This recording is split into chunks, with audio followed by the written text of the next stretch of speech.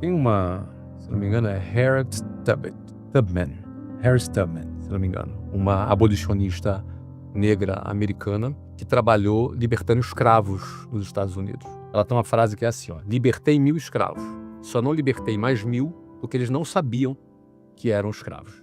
Eu penso que abrir os olhos é a primeira coisa. Entender que aquilo que se traveste de amigo, na verdade, é inimigo, é a primeira coisa. A gente entender que toda essa exploração que existe sobre as pessoas, eu falo isso, cara, tendo a grana que eu tenho, o patrimônio que eu tenho, pra mim não muda nada na minha vida, mas eu vim de baixo, eu não consigo.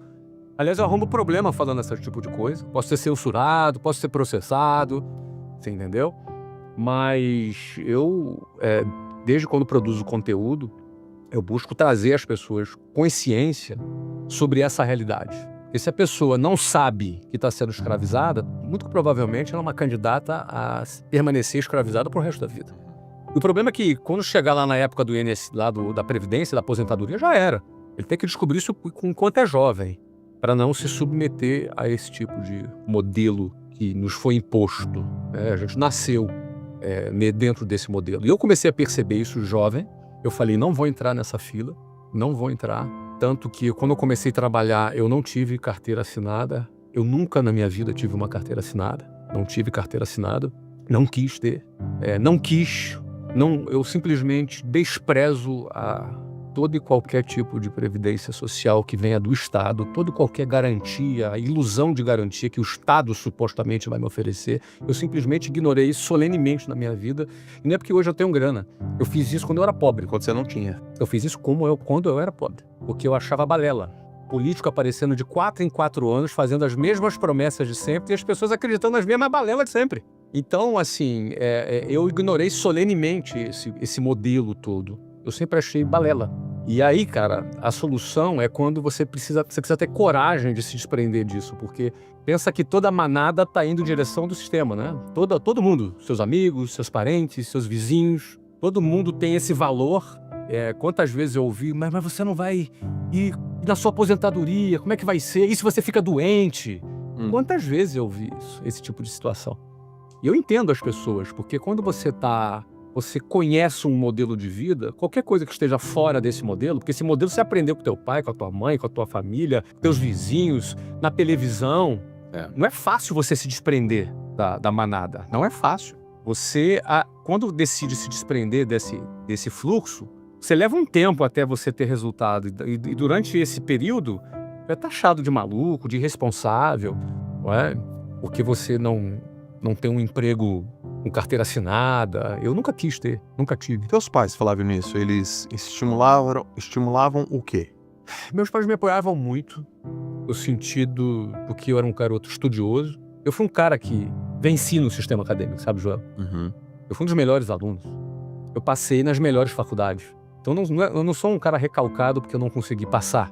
Sim. Eu passei nas melhores faculdades federais. E para um jovem da minha realidade, só podia ser uma faculdade pública, porque meus pais não tinham condição de pagar uma faculdade privada. Então, passar numa faculdade pública era um up, era o máximo, era o que alguém da minha realidade poderia ter. Sim, Eu passei. Acontece que, num dado momento, eu questionei, você entendeu? Eu questionei. E pensei que eu indo para a faculdade que eu iria, eu levaria 5 anos para me formar. Eu tinha já 19 anos, eu fiquei 3 anos, né, naquela história do concurso. Então eu ia me formar com 24 anos se não tivesse nenhuma greve, o que é improvável. Provavelmente me formaria com 26 anos de idade. E aí talvez fosse arrumar meu primeiro emprego de engenheiro de software, porque era ciência da computação que eu estava fazendo, engenharia da computação. E aí minha vida talvez começasse aos 27 anos de idade. E quando eu conheci a área de vendas foi uma área que me deu a seguinte mensagem: eu vendo, eu ganho. Então depende de mim. Sim. Pô, depende de mim, eu não dependo do sistema mais. Não, mas não tem nenhuma segurança. Mas o sistema, da qual segurança? Estabilidade não existe. Começou aí, essa minha frase. Qual a segurança que o sistema me dá? Segurança de que eu vou arrumar um emprego e no final vou me aposentar pelo INSS? Isso para mim é tenebroso. Isso para mim não é risco, é a certeza de um caminho em que eu vou sucumbir à mediocridade na minha velhice. Não tem como alguém viver bem pelo INSS. Não tem como. Não existe a possibilidade. É porque o topo do INSS... 8 mil reais. 8 mil reais. 8 mil reais é o teto. E a maioria não ganha nem 2 mil reais. É verdade. Então, é isso que eu quero para minha velhice? Depender do Estado nesse nível que eu quero? Negativo.